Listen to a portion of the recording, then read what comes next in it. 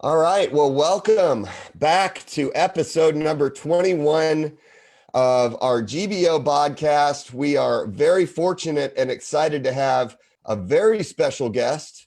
He is a military man, he is a GBO pro, and someone who is really near and dear to all of our hearts in the GBO family. We have Reggie Williams. So, first of all, welcome, Reggie.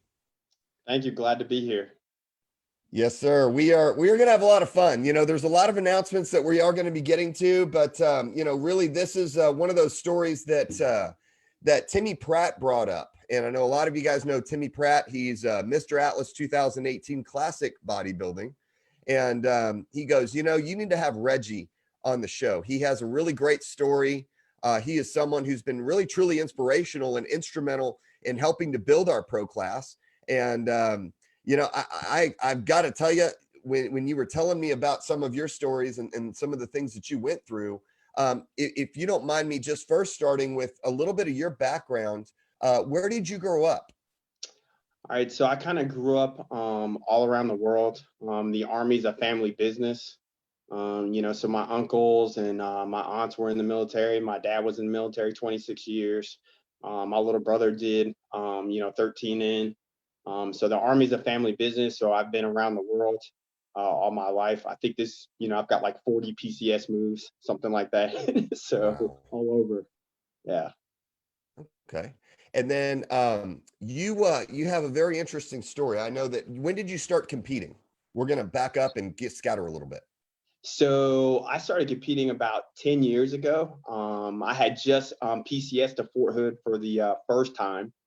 And I was looking for a gym. And so I didn't want to go on post. So there was one right up the street. So I walked in, signed up. The owner of the gym, it's just like a little small dungeon gym across from the high school. He asked me if I ever competed. And I said, competed in what? And he said, bodybuilding. And I said, no, why would I do that? He was like, you have a great frame. Why don't you go check out this local show and then come back and talk to me?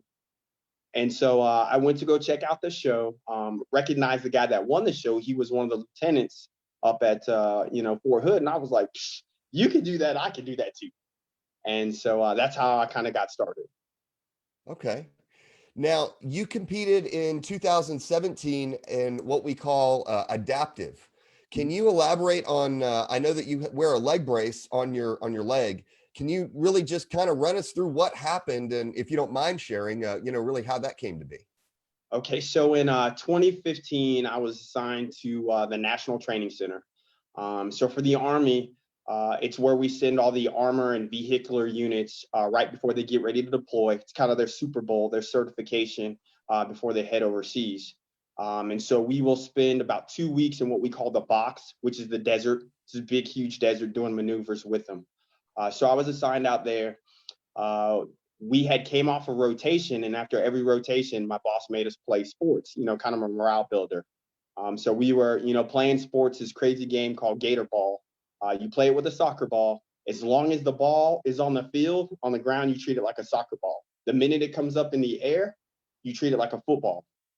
So they kicked it to me. I caught it, which I'm horrible playing sports, horrible. And so I was just amazed that I caught the ball. But I'm running downfield with the ball in a straight line. Nobody touched me, and my leg just exploded. So the femur and the tibia separated, and I watched it wrap around the back of my leg, and my patella shot up my knee, or up my thigh, I should say. Oh, And so I tore everything in my knee except for the meniscus. When the doctor reset the leg, he hit my perineal nerve. So I have a drop foot and partial paralysis in my leg. And so that is the reason why I wear the leg brace. wow. So, did you have to have any surgical procedures? That what did they have to do when they went in? So when I first did it, the ortho doctor there at Fort Irwin told me my leg was fine. Go get back in the gym; it'll be okay, and it'll fix itself. And I was like, absolutely not. So because Fort Irwin is so small, they allowed me to go see a civilian doctor. And I actually got lucky, and I went to go see the ortho doc for the Penguins, who just, happened to be in California at the time. And so he took one look at my leg and was like, "Hey, we should really consider amputating your lower leg. We'll amputate above the knee." And I was like, "Absolutely not." So I went back to the installation commander and the hospital commander and talked to them, and I was pretty upset. So they asked me, "Hey, where do you want to go get looked at for a second opinion?" And I said, "Send me back home." I call San Antonio home. That's where my dad retired.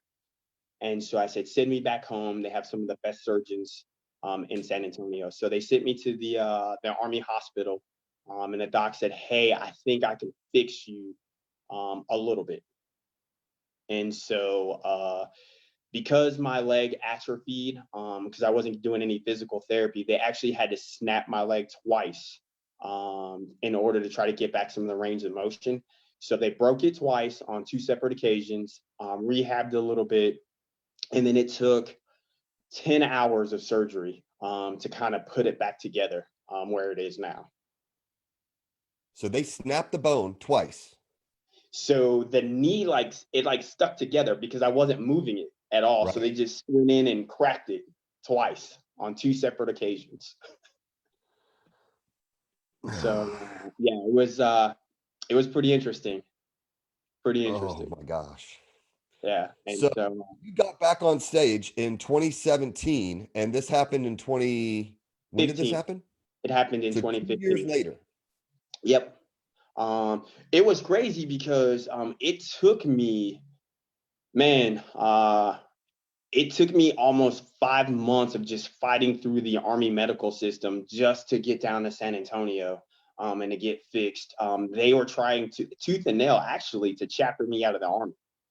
And I told them, by regulation, you owe me a year to rehab and, be able to take a PT test and, get back to shape. And so I said, "Hey, I want my year. Give me my year you owe me." And so it was quite the fight to just stay on active duty and stay in. So let's talk about your rehab. Your rehab sounds like it's something that was nothing short of amazing, because I know you're still in the Army today. Is that correct? That is You're correct. active. Yep, still active duty. So tell us about your rehab that you started and what really drove you to push you through your challenges and the things that I know that had to have been ultra painful. So what were some of the rehab? What was some of that like? So I got to actually rehab at the Center for the Intrepid down in San Antonio.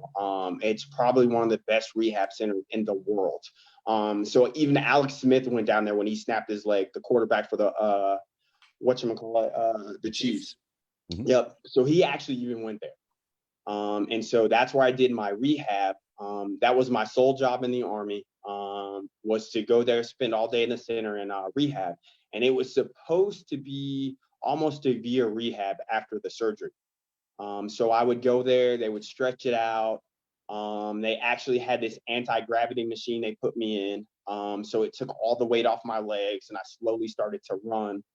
And then so the doc was like, "Hey, are you staying in the Army or you trying to get out?" And I was like, "No, I'm going to stay in."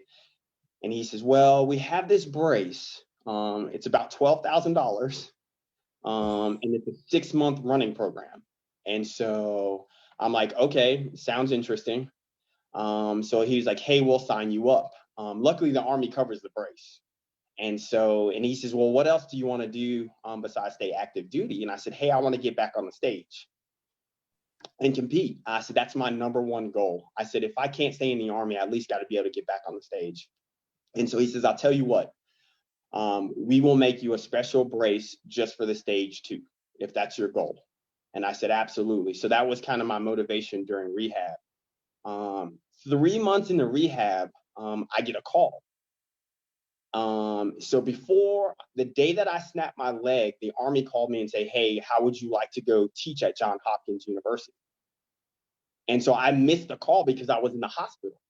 And so when my then wife brought me the phone, I listened to the message. And so I had to call back, to the ROTC program and tell them I couldn't do it. And they were like, "Hey, we'll keep you in mind. You have a great, resume. We would love to have you." So I'm 3 months into rehab and I get a call again. hey, we have a school available up in Houston. Do you want to go? And I said, sign me up. And they were like, great, you got to be there in 90 days. And so I'm like, that means I'm going to have to cut my rehab short 6 months. And so I said, I don't care.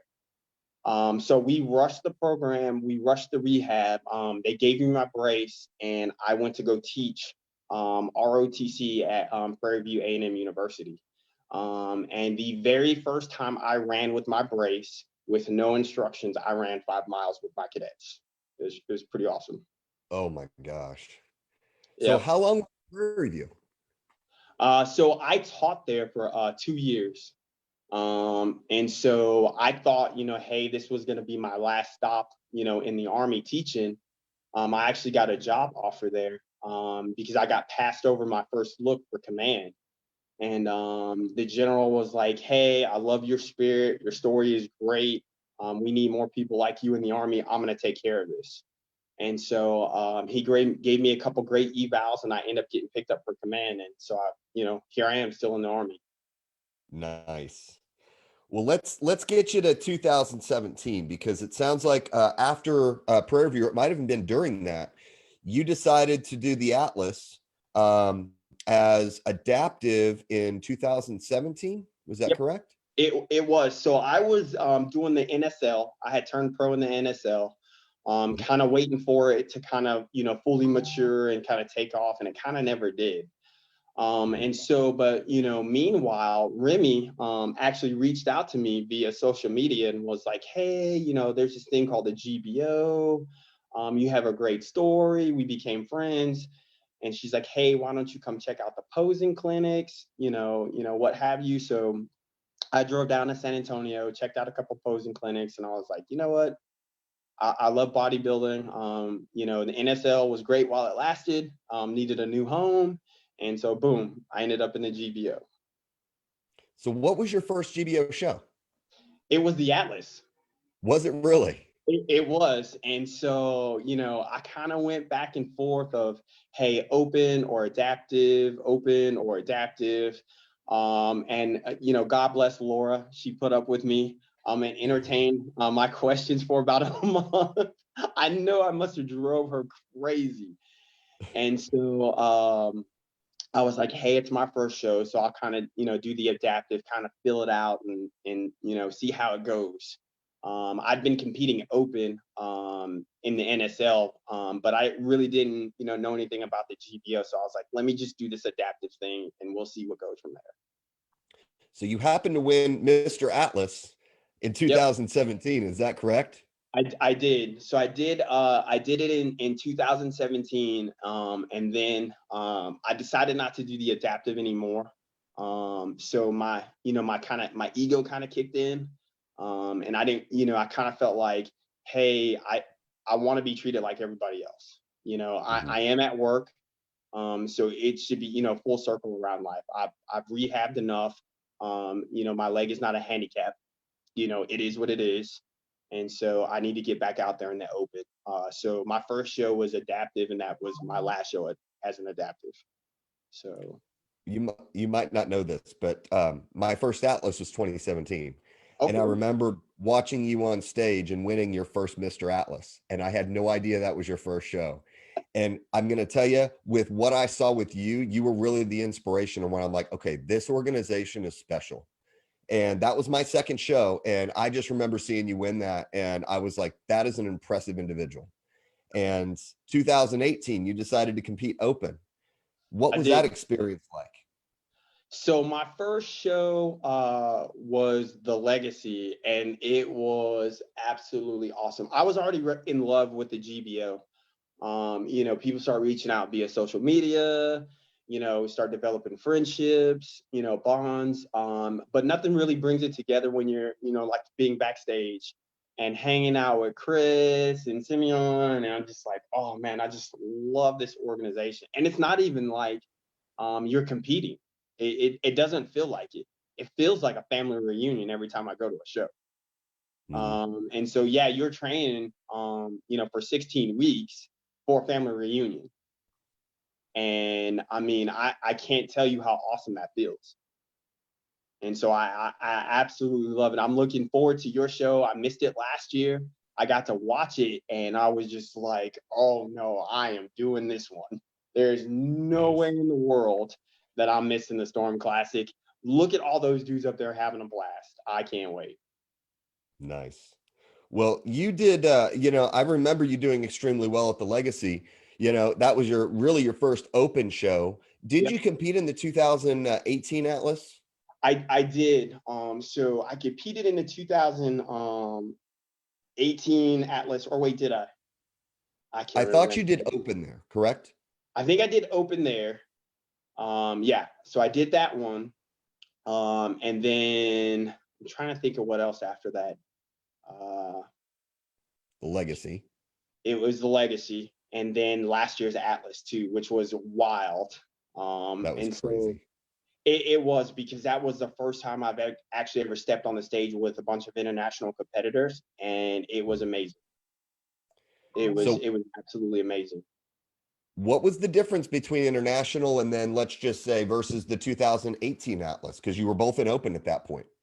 So I think last year's Atlas, it was a little bit bigger, and then two, it was different for me. It was a different kind of prep, and so I was fortunate enough to get picked up by AJ Sims in the cement factory, and so I will tell you, I've never been so conditioned, but I've never been so small either. And so it was just an interesting experience altogether. But instead of it being a domestic family reunion, it was an international family reunion. And so it was really cool to me. So we had there's a couple vets in the GBO. So we, kind of hung out together, took some pictures. And then, my international brethren. So it was pretty cool hanging out with those guys. And the language barrier backstage, hand and arm signals kind of got us through, and we had some great conversations. And I still follow those dudes to this day. And so there's some great individuals. So before I get to the next question, I do want to just go through this because I always forget at the end, and I didn't want to forget. How can people follow you on Instagram? So on Instagram, it's Everyday Bigger.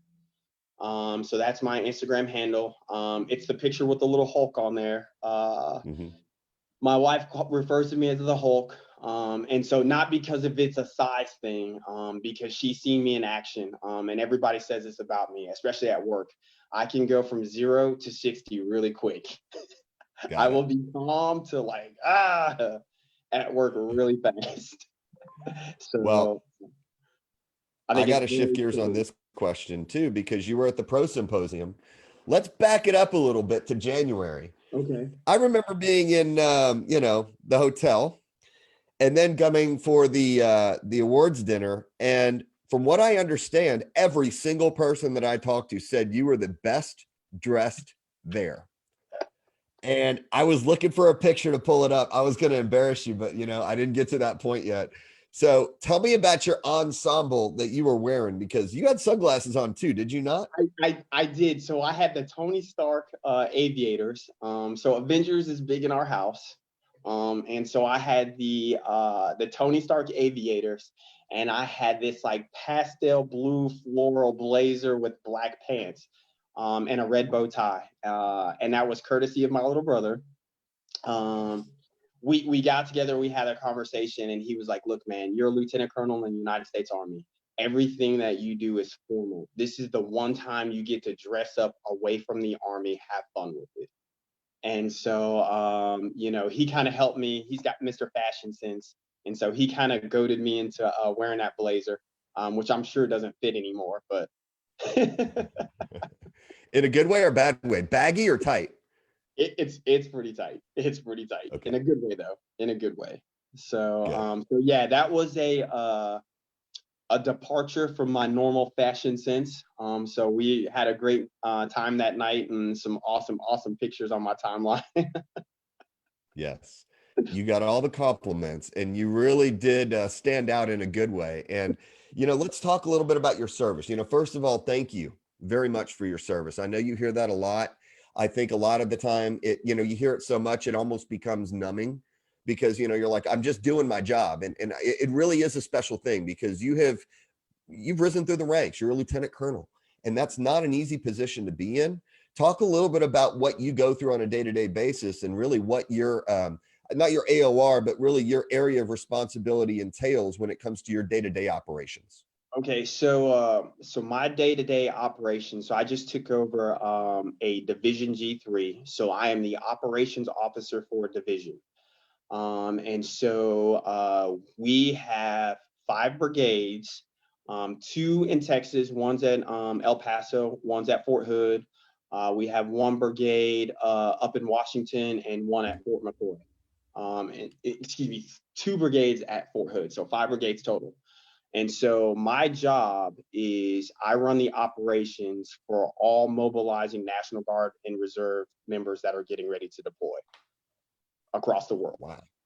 Yeah. So that is my day-to-day 9 to 5.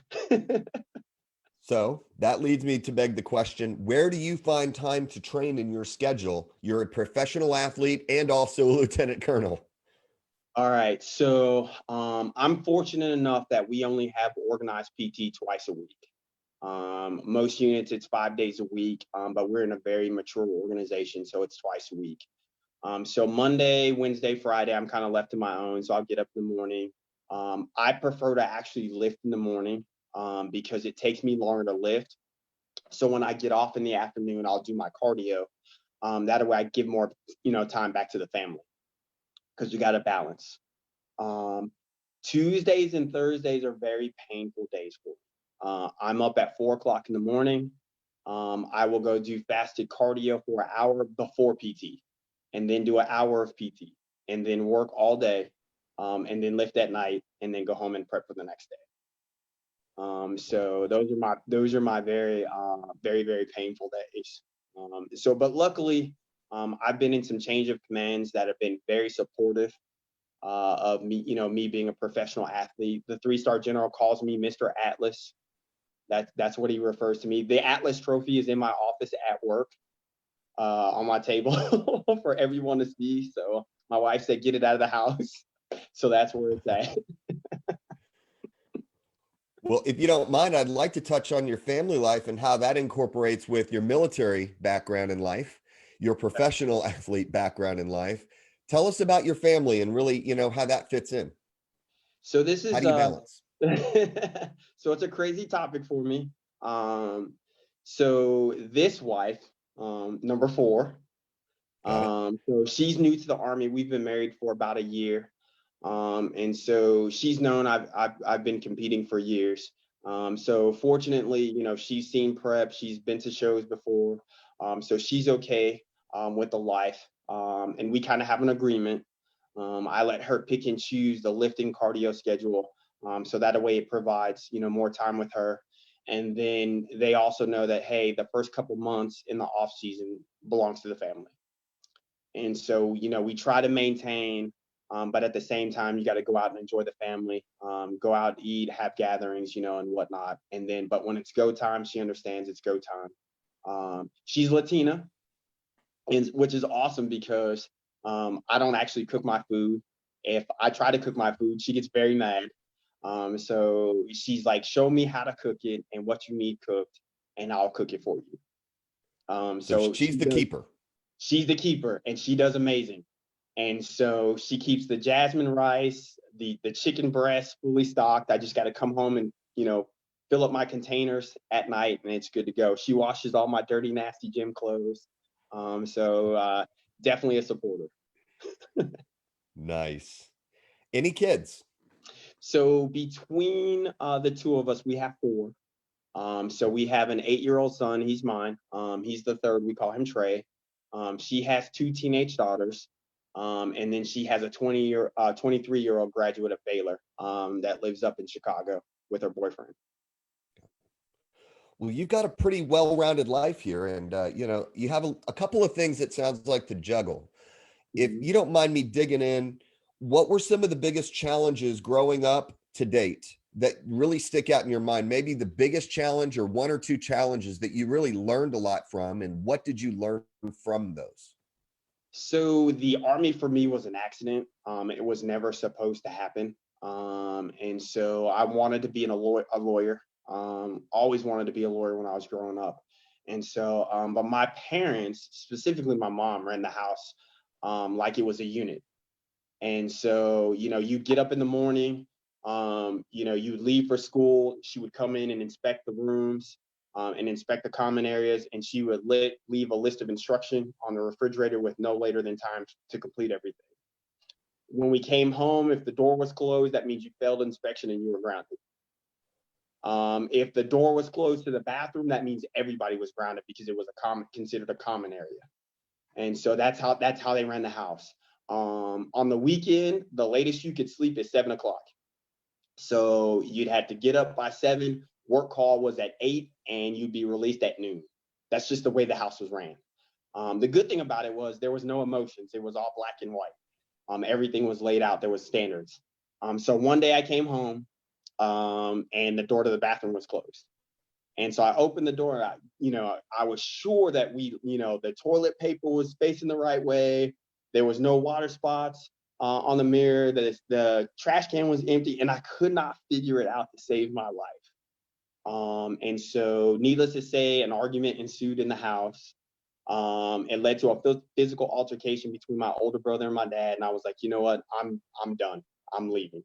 Like, this is it.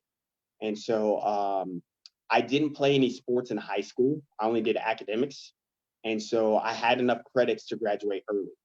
And so I took a night school class and was going to enlist, but the recruiter said absolutely not. And so he brought me home and told my parents I needed to go to college. And so I ended up down the street in New Mexico in a little military school called New Mexico Military Institute. And so I went there. I was one of 2 African Americans there not on a football scholarship. And so needless to say, it was a very rough environment. And so I, would be at study hall, and I would see, like, look up and see little black dolls hanging from nooses. The N-word was thrown around like frequently. And so I called home crying to my mom and was like, come get me. They're gonna lynch me. And she was like, absolutely not. She's like, you're probably the only kid that we have that will actually go to college and make it. So figure it out. And so I would probably say that was one of the toughest but best, lessons I've ever learned in life from my mom was figure it out. And so and I did. What was your plan? I mean, that is not a fun environment. I can't even imagine that kind of environment. How did you figure it out? How did you make it through that? So in addition to, like, the N-words, there was a couple times I got beat up. And so what I figured out was there were a couple other minorities. So it was a high school and a junior college. And so I was 17. I should have been a senior in high school that year, but I was a freshman in college. So there were 2 other minorities in my unit, my troop. And so what we would do is we would hide in their room, and we would close the blinds and cut off all the lights. And we would just, like, hang out in the room all day whenever there was free time, just the 3 of us. And so I spent my freshman year kind of hiding out until about the spring semester. And then of all things, it was crazy. So at the school, you have to join a sport. They make you. And so I'm like, well, I'm tiny and uncoordinated. So basketball and football are out of the question. So I ended up becoming a college cheerleader of all things. And so in between cheerleading and getting away, from the barracks and hiding in certain parts of the barracks, that's kind of how I survived my first year of school there. So how did you make it into the military if you wanted to enlist and they said no? You made it through that. How did that become a part of your life?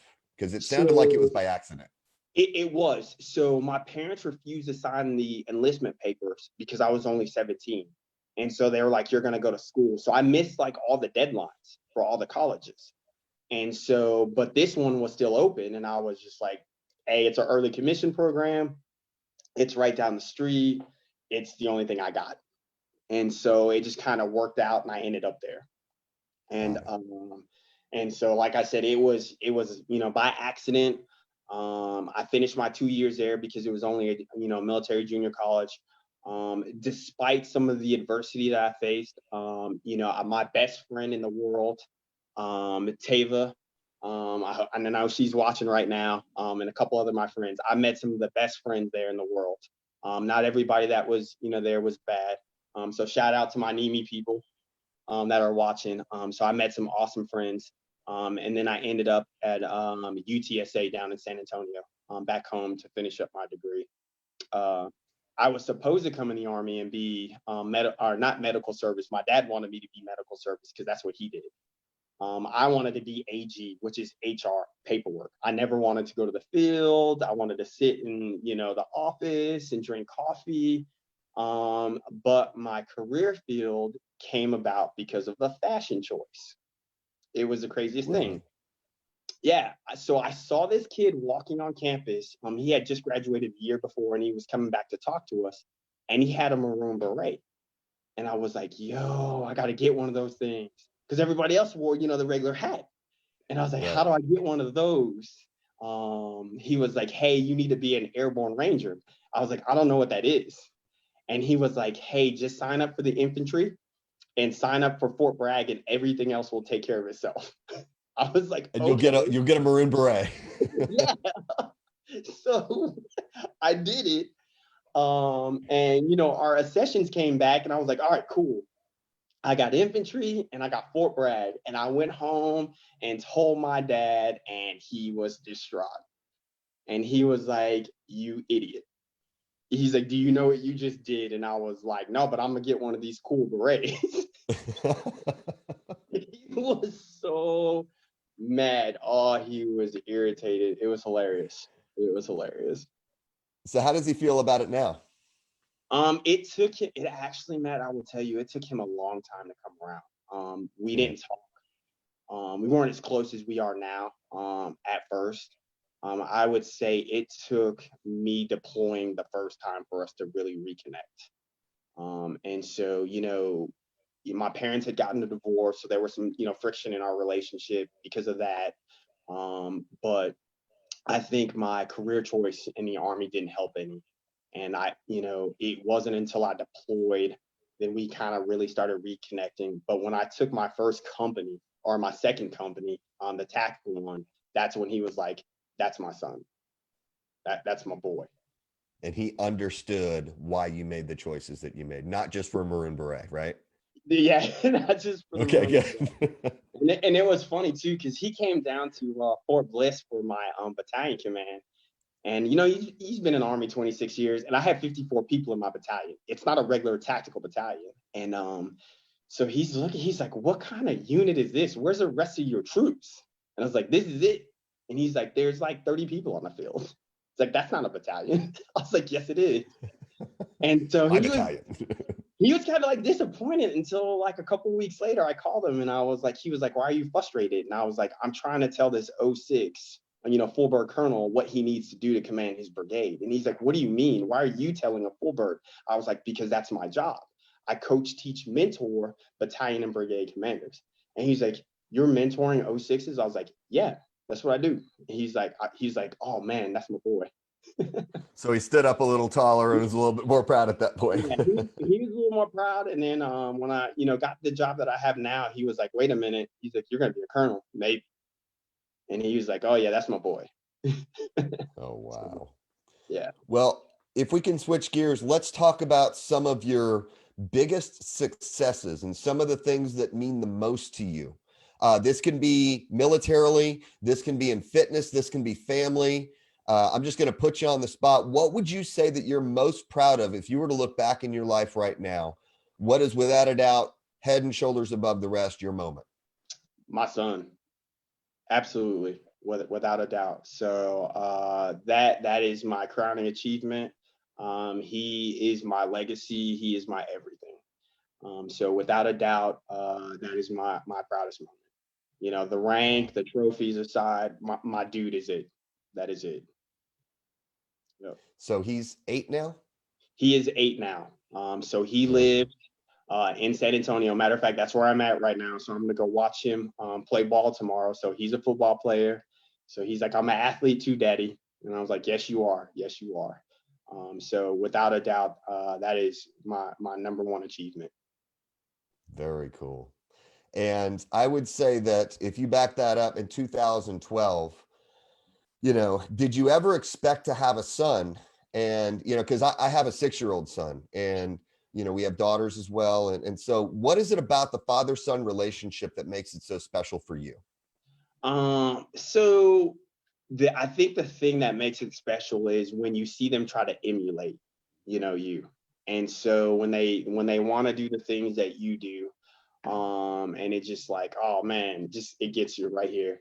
And so I don't have the greatest relationship with my ex-wife. When it's time to make decisions for my son, we make them, like hands down, friction aside. But I do remember one time she called me and she was absolutely like furious, just furious. And I'm thinking, oh, what did I do now? And so she's like, you need to come get him. He's got my iPad. He's running around the house in underwear, playing music. He's sprayed cooking oil all over himself, spreading everywhere, trying to pose and flex. So I'm just like, oh God. I was like, take a picture, take a picture. Oh man. Yeah. Like father, like son. Yes. So when he comes to visit, he begs to go to the gym. But now, it's more football focused, but still, time in the gym with them. So it's good. It's good. So I love being a dad. What are your hopes and dreams for him? I'm kind of selfish. Like I said, the Army is a family business. So my biggest hope and dream for him is not to do what I do. So I don't want my son halfway around the world at any given time. I kind of want to, when I retire, watch him finish growing up, raise him, having, his own family after college, and watch him live his life. So I would love it if he found, himself a nice 9 to 5, or something to that effect. But, I don't want him to do what I do. I just want to be able to have, more time with him. So looking forward, sorry to get all emotional there, but that just kind of hits you in the heart. And what I'm seeing is it's just, anybody who has a family or a son, especially fathers, there's just a certain bonding connection that no one can describe. And I can see that you have that full conviction. It touches us. So you got some plans ahead for 2020, for the rest of 2020. And also 2021. Let's talk about that. What are your plans for the rest of this year? So my plans for the rest of this year, there's a couple professional milestones, both as a professional bodybuilder, and, as a professional soldier. So first and foremost, what I'm looking forward to is your show in October. So that's huge. And it's pretty cool because I work for a 2-star general directly. And he talks about it all the time. He asks about house prep. Even the 3-star above us in our higher headquarters ask me all the time how prep is going. So it's pretty cool. And so that's first and foremost on the list. The second 2 things that are happening this year professionally. So I'm waiting to see the list for the War College, our senior service college, come out. And if you get picked up for school, that's usually an indicator that you're going to get promoted to full colonel. And so that board just convened. So it's going to be crazy. The results will come out the same month of your show. So October is going to be huge. And then my No Kidding Colonels board will meet in December. And so we will see. So if I get picked up for school, we'll move again next summer. So we're going to move regardless next summer. So Fort Hood was only a year for us. And then we're going to go off and do something else. Hopefully it'll be to school. If not, then we'll probably go overseas somewhere, take advantage of one last tour there. But I'm hoping we get promoted and that'll give us the ability to do 30 years in the service. So we're hoping to get a 10-year extension on life. I got to back up for a second. How old are you? I just turned 40 this year. What is a full-blown colonel average age? about 44, 45. Somewhere so you're there. 5 years ahead of the curve. Yeah. And And so the way that happened is, it's a couple different things. The first thing is because I graduated a year early as a junior. And then the second thing was because I went to our early commission program. So I got my commission. I was a lieutenant like at 19, like a month after I turned 19. And then I only took 4 years to get through school. So some of my peers who have some of those crazy STEM degrees, they took 5, maybe 6 years to get through school. So yeah, I got a few years on them, junior to them. So Nice. yeah. Well, 2021, it looks like midway through 2021, you're going to be moving. And so where would be your ultimate, if you were to go overseas, where would be the best place for you to be? So my whole family wants me to go to Europe. And so, well, they really want the war college first. That's like number one. So because if we go overseas, that means the career is over. We're just, kind of winding down. So war college is number one. But if not war college, and the Army says it's time for you to go home, then we'll go to Europe, try to get an assignment somewhere there, enjoy a nice Army vacation for 2 years, come back home and retire. Very cool.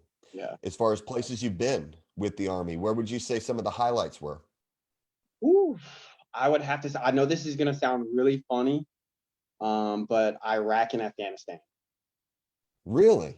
Yes. That actually is interesting. Give us details about that, because that's not the normal thing that people would think. So, and the reason why I say this is because, despite, some of the things that you see, on TV, in the media, I will tell you, there is nothing that forges, a bond and a brotherhood like combat. And so some of the closest people to me, are close to me because of fire.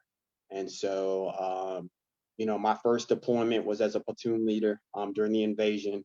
And, it was just a wild time, just a crazy time in my life, leading, 40 men in combat across Iraq. So that was great. And then my second time in Iraq, I was a company commander. And I had this crazy unit. It's called the LURS unit, long range surveillance. There was only 3 of them in the Army at the time, so I got to command one of the 3 in combat. So it was pretty wild. And then I would have to say my last rotation was to Afghanistan, and I will say that was one of my fondest memories with 4-9 Cav, and I know those guys are watching too. So some of the greatest people I've ever met in my life was by way of combat. And how many tours did you do so far? 3. You've done 3. 3. So 2 to Iraq and then 1 to Afghanistan. And it sounds like very active places and sites. It's not just very passive, easy going. We're just here to be here. The first time was the invasion, so that's kind of wild, So we were in Kuwait for a while till the war kicked off. Then it was a race, across Iraq. Some of the training that I did, I was like, man, I'll never need this stuff. But I was like, oh man, I'm glad I'm glad I went through some of that stuff. It was crazy. I remember the first 60 days in Iraq, I wore the same T-shirt, the same uniform, the same socks and underwear for 60 days straight. No shower, no nothing. Just going from town to town, during the invasion, sleeping in the dirt and the dust with my 40 guys. And so, yeah, my first shower was like 6 months in or 60 days in. I think that was the first time we had hot chow, which we hated. It was horrible. They gave us these things called T-rats. They don't serve them anymore. And we ate them and we were all on the toilet. It was so bad. Oh no. Yeah. So on top of the showers, no shower. By the way, I can't go 2 days without a shower. So let alone 6 days or 60 at that point. And you're eating things that don't necessarily agree with your system. That might have been a nice combination. It was rough. It was rough, but good times. Oh, wow. Wow. Well, it's funny because you're going to really enjoy scrolling through these comments, because I've been looking at the comments coming through, and, I'm really glad that, first of all, we were able to get the full 45 minutes. Yep. A lot of times we're only able to get a quick 20 or 30 minutes, or we have technical difficulties. I have to say, number one, that this is, I thoroughly enjoy what you say and what your story, because very few people have heard from you or about you because you're a fairly quiet guy at shows. You know, you'll show up, you'll be there, you're supportive. We love having you around. Yet you have such amazing stories and just a background that no one would ever think because you're so here. You know, Yeah. you're easygoing. You're very, you know, you're well spoken, you're well trained, and you know, people who know more about you and these sides, I'm just very impressed with, you know, a lot of what you've been through and the ways that you've overcome the challenges. More importantly, we're happy to call you a world champion. We're happy to call you, you know, really just one of our family. And, you know, just, I guess for what you have, what would you say would be the biggest takeaway from GBO and your family that you've gotten since you've been with us for now 3 years?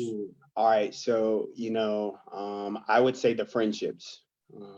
And so I'll probably get a little emotional here. But there's a couple, friends I talk to on a day-to-day basis. I talk to James every now and then. But I talk to Timmy almost daily, April Bradshaw almost daily. And a lot of people don't know this about me, but bodybuilding has saved my life on more than one occasion. Has literally saved my life. So I've been to some dark places, nature of the profession, and some of, the things that have happened to me, in my life. But, every time I get low, I look at the calendar and understand that there's a show coming up. The marks on the wall, and, really, like I said, the family reunion, keeps me going, and it keeps my head in the game, and away from some of those dark places. And so, I tell people all the time, they're like, oh, you're really gunning for the first place. No, man, first place is just making it to the show. And so it's, surviving another day, and just getting to the show, between, battling what I go through, to, be a professional soldier, and balance the family, and being a professional athlete. The victory comes in making it to the show. The hardware doesn't matter. It's a nice to have, but I feel like I won when I arrived. And for me, show day isn't about winning the trophy. Show day it's family reunion, and so it's seeing the Timmy Pratts of the world, friggin' Jameses of the world, Chris, the Simeons of the world, and just hanging out backstage with my family. Giving Miss Laura a hug, Bob a hug, and congratulating my peers. As they win. I feel like, to me, that's what bodybuilding is about. It's not the medals and the trophies. It's the brotherhood. It's the family. It's the community. We're thousands of miles or hundreds of miles away, but yet we're so connected. Through our privation, from the everyday foods and whatnots. But I think that's my biggest takeaway is the family.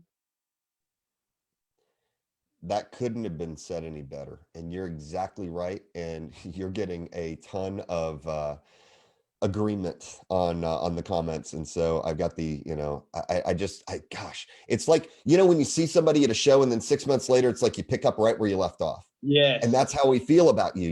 It's like there's just a little bit of time that passes, but yet we just pick up right where we left off and continue to move forward. So, Reggie, first of all, thank you, for taking the time. I know that, I think you're in a hotel room. Is that correct? Yeah, I am. I'm sitting in the hotel room.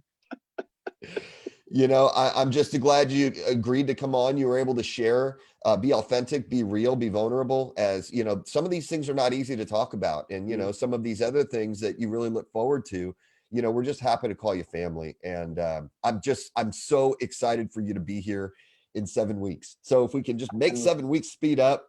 I know you don't want your prep to speed up, but I mean, it's just something that we've so really wished and hoped for. And it looks like, we just can't wait to have another show. And yes. Especially with these tough times, this is one of the shows. I mean, Derek's watching you, James is watching you, Timmy's watching you, Todd, we just go down the list or up the list at this point. And I think that, you have a lot of fans that are rooting for you, no matter what the place is. Not family, man. It's family. You're right. Family. Last word to wrap it up. What would you like to say? How do you want to be remembered as Reggie Williams in GBO or in life? I think for me, as an individual, I'm just a regular guy, man. I'm just an extra regular guy. Just making it through life with an incredible set of friends and family. Well, we're honored, and we appreciate your time tonight. And I'm sure that people are going to be following you and reaching out to you. And I think you might have a couple extra folks who are cheering for you as well come October 24th. Awesome. I can't wait. It's going to be a great show. Well, have fun watching your son tomorrow in a little football. Yes, And I will. we'll keep you in the prayers and thoughts. All right. Thanks, man. Thanks for having me. Hey, you're welcome. And we'll catch back up with you and everyone else. Yes, next week, 5:30, we will be having probably our last show until Todd's show, and then we will be resuming the podcast there. But thank you to Reggie Williams, and thank you to all of you who tune in. We'll look forward to seeing you same time, same place, 5:30 next week.